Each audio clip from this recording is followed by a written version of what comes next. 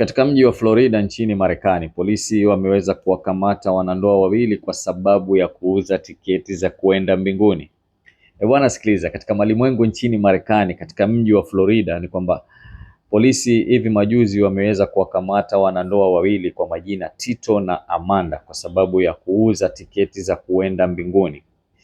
Katika taarifa ambazo zimetolewa na polisi kwamba hawa jamaa wameuza hizi tiketi sana kwa sababu walikuwa wanauza barabarani, na tiketi moja ilikuwa inauza katika dola 99.9.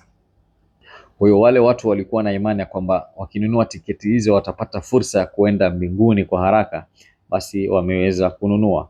Sasa polisi pia waliweza kuwauliza hawa jamaa wanandoa kwa nini wanafanya hivyo, wakasema kwamba tiketi hizo kwanza zimetengezwa kwa dhahabu, alafu wao pia walipewa na Yesu waziuze wapate pesa ya kuenda anga za mbali hata wao.